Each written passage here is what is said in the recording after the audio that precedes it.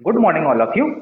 आज हम पढ़े पहले वाले वीडियो में हमने देखा कि एस्कोमाइसीटीज क्लास के बारे में जनरल कैरेक्टर क्या होते हैं, सामान्य लक्षण क्या थे उसके, माइसीलियम किस प्रकार का है और रिप्रोडक्शन उसमें किस प्रकार का होता है, किस प्रकार से उसके अंदर इसको सेक फंजाई कहा जाता है, कोशनुमा थैलेनुमा संरचना बन जाती है, इसको सेक कहा जाता है। इसी नाम के आधार पर उसको सेक फंजाई भी कहा गया है। तो सेक जो थैलेनुमा संरचना उसको कहा जाता है एस्कस, और एस्कस के अंदर बनते हैं स्पोर, उनको कहा जाता है एस्कोस्पोर। और स्पोर को प्रोटेक्शन करने के लिए चारों ओर से जो स्टाइल कवक तंतु घेर लेते हैं, फ्रूट लाइक संरचना बन जाती है जिसके अंदर की बीज संचित बीज होते हैं। तो यहाँ जो फ्रूटिंग बॉडी है उसको कहा जाता है एस्कोकार्प।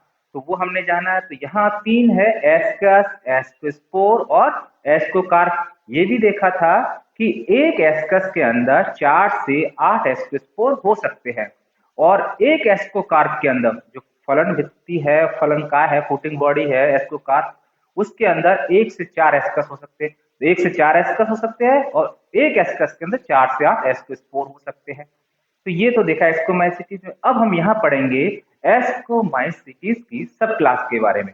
तो एस्कोमाइसिटीज की जो सब क्लास में बनाई गई है उसका मेन आधार है फ्रूटिंग बॉडी, फलन काय। क्योंकि यहाँ पर एस्कोमाइसिटीज में 3 प्रकार की फ्रूटिंग बॉडीज पाई जाती है। उसी के आधार पर इनको 3 सब क्लास में डिवाइड किया गया है। तो यहाँ हम पढ़ते हैं तीनों सब क्लासों के बारे में और तीनों फ्रूटिंग बॉडी के बारे में, किस प्रकार की वो फ्रूटिंग बॉडी है और उनमें कौन कौन से मेंबर होते हैं। तो देखिए, क्लास एस्कोमाइसिटीज को सब क्लास में डिवाइड किया गया किसके आधार पर, फ्रूटिंग बॉडी के आधार, टाइप्स ऑफ फ्रूटिंग बॉडीज के आधार पर। तो फर्स्ट है प्लेक्टोमाइसिटीज क्लास, सेकंड है पैरानोमाइसिटीज क्लास और थर्ड है डिस्कोमाइसिटीज। तीनों क्लास है। तीनों क्लास का जो बनाई गई है वो बनाई गई है उनकी फ्रूटिंग बॉडी के आधार पर। फलन काय, तो फलन काय यहाँ पर 3 प्रकार के हैं। पहला है क्लिस्टोथीसियम टाइप का, दूसरा है पेरिथीसियम टाइप का और थर्ड जो है वो है एपोथीसियम टाइप का। तीनों में क्या अंतर है? तो यहाँ जो फ्रूटिंग बॉडी बनती है, मैंने कहा कि ये फ्रूटिंग बॉडी जो है बन रही है, ये किससे बनती है? स्टाइल कवक तंतु एस्कस को चारों ओर से घेर लेते हैं और फ्रूटिंग बॉडी का निर्माण करते हैं। ये जो फ्रूटिंग बॉडी है ये एस्कस को, एस्कोस्पोर को सुरक्षा प्रदान करती है, पोषण प्रदान करती है। तो यहाँ जो फ्रूटिंग बॉडी है ये पूर्णतः गोल होती है।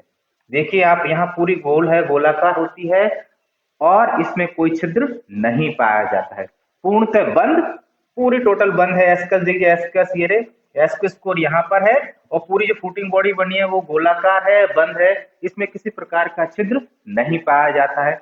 और एस्कोस्पोर के मुक्त होने के लिए इसका ये जो एस्कोकार्प की भित्ति है वो फट जाती है, इससे एस्कोस्पोर वातावरण में मुक्त हो जाते हैं। तो यहाँ जो फ्रूटिंग बॉडी है वो किस प्रकार की है? बंद है और पूर्णतः गोलाकार है, जिसमें कोई छिद्र नहीं पाया जाता है। एस्कोस्पोर को मुक्त करने के लिए यहाँ ये भित्ति फटती है एस्कोकार्प, तभी एस्कोस्पोर वातावरण में मुक्त होते हैं। तो इनके एग्जाम्पल की बात की जाए कि इसको जो क्लास है इसके आधार पर इसकी क्लास कौन सी है? सब क्लास प्लेक्टोमाइसिटीज क्लास है। तो प्लेक्टोमाइसिटीज में कौन सी, किस प्रकार फूटिंग बॉडी है? क्लिस्टोथीसियम टाइप की फूटिंग बॉडी पाई जाती है। मेंबर की बात की जाए तो पेनिसिलियम है, एस्परजिलस है और एरिसाइसी है। पेनिसिलियम को सभी अच्छे से जानते हैं।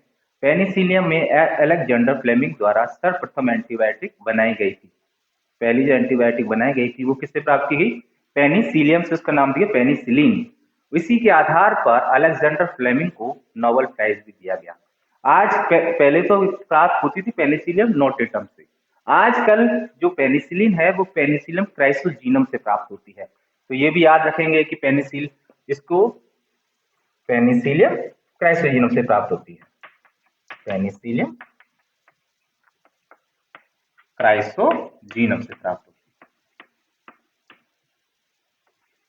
पेनिसिलिन नामक एंटीबायोटिक जो है पेनिसिलियम क्राइसोजीनम से प्राप्त होती है। इसको ब्लू और ग्रीन मोल्ड भी कहा जाता है। फफूंद तो है, फफूंद कहा जाता है कवक को, ब्लू और ग्रीन मोल्ड इसको कहा जाता है। एस्परजिलस, एस्परजिलस से जो डिसीज पैदा होती है उसको कहता है एस्परजिलोसिस, जो कि बाद में पेनिसिलियम के एस्परजिलस के बारे में हम बाद में डिटेल में अध्ययन करेंगे। तो एस्परजिलस से जो डिसीज होती है, स्मोकी मोल्ड भी इसको कहा जाता है। तो एस्परजिलस से जो डिसीज पैदा होती है, चाहे मानवों में, मानव हो या जंतु में, उसको कहा जाता है एस्परजिलोसिस। दूसरी प्रकार की जो क्लास है, सब क्लास है, वो है पायरेनोमाइसीटीज। इसमें जो फ्रूटिंग बॉडी बनती है, फ्रूटिंग बॉडी है इसके अंदर पेरिथीसियम टाइप की। ये जो पेरिथीसियम है ये होती है फ्लास्क नुमा। ये जो फ्रूटिंग बॉडी किस प्रकार की है, फ्लास्क नुमा होती है। फ्लास्क टाइप स्ट्रक्चर है इसकी। देखिए फ्लास्क नुमा इसकी संरचना है पूरी की पूरी। एस को कार्प इसको कहा जाएगा, फलवृत्ति, और इसके अंदर एस्कस और एस्कोस्पोर। यहाँ ये है कि ये जो बीच बीच में कवक तंतु दिखाई दे रही है, स्टाइल कवक तंतु है बीच बीच में पाए जाते हैं, इनको पैराफाइसिस कहा जाता है। तो पेरिथीसियम जो है फ्रूटिंग बॉडी वो किस प्रकार की है, फ्लास्क नुमा संरचनाएं पाई जाती है। इसके शीर्ष पर एक छिद्र होता है, इसको कहा जाता है ऑस्टियोल। ऑस्टियोल, यहीं से जब ये जो एस्कस फटता है तो एस्कोस्पोर इसी छिद्र के माध्यम से, ऑस्टियोल के माध्यम से वातावरण में मुक्त हो जाते हैं। तो ये है दूसरी फ्लास्क नुमा जो पाई जाती है, उसको कहा जाएगा पेरिथीसियम। पूरी क्लोज नहीं है, ये पूरी क्लोज है, बंद है, गोलाकार है।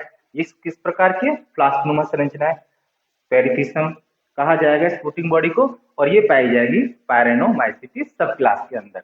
एग्जाम्पल बात की जाए तो न्यूरोस्पोरा बहुत अच्छा एग्जाम्पल है। न्यूरोस्पोरा, रेड और पिंक मोल्ड भी कहा जाता है इसको, न्यूरोस्पोरा को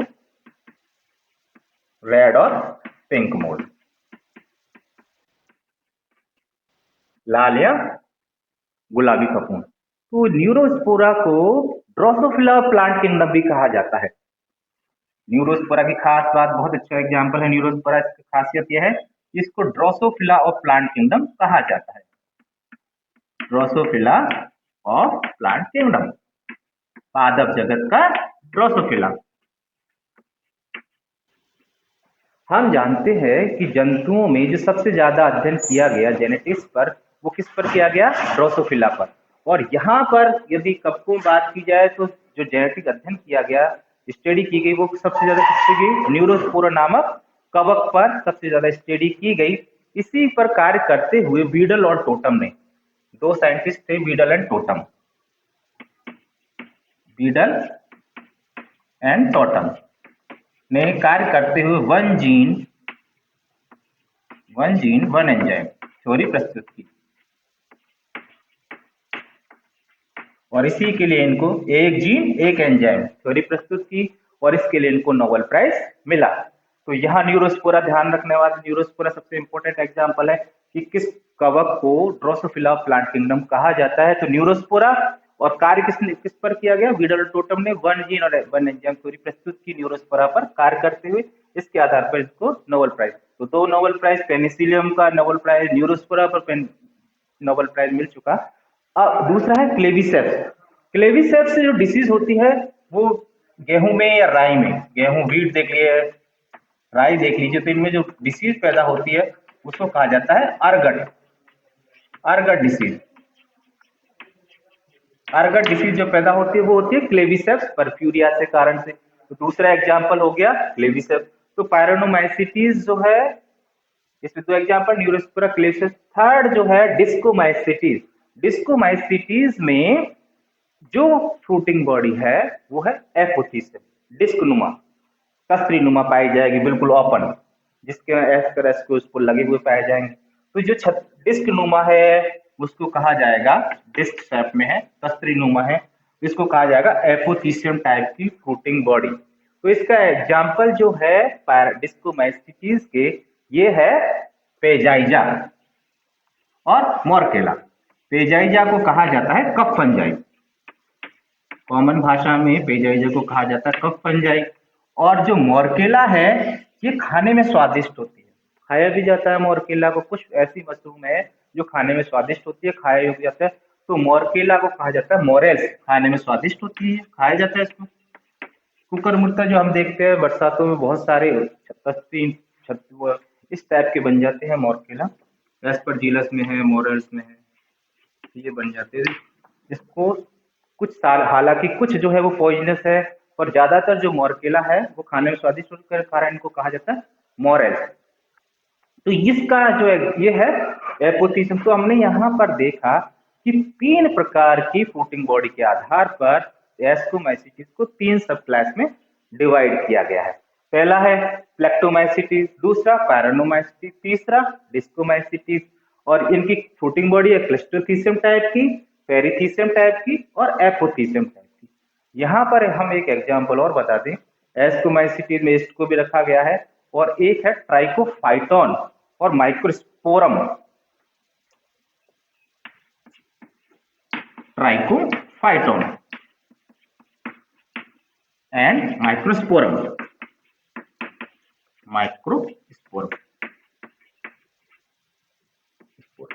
ये दोनों के दोनों जो है कब के हैं, ये रिंग वर्म पैदा करती है। रिंग वर्म आप सभी जानते हैं, रिंग वर्म मतलब गोल, जो दाद खाज खुजली में बिल्कुल गोल चकते से बन जाते हैं, उनको कहा जाता है रिंग वर्म। तो इनके कारण जो होती है दाद खाज खुजली, इन दोनों पंजरे के कारण होती है, इनको कहा जाता है रिंग वर्म। तो ये हमने पढ़ा एस्कोमैसिटीज की 3 सब क्लास के बारे में, कि 3 सब क्लास बनाई गई है एस्कोमैसिटीज के, किसके आधार पर, फूटिंग बॉडी के आधार पर। नेक्स्ट हम कुछ और जानेंगे, तब तक के लिए थैंक यू वेरी मच।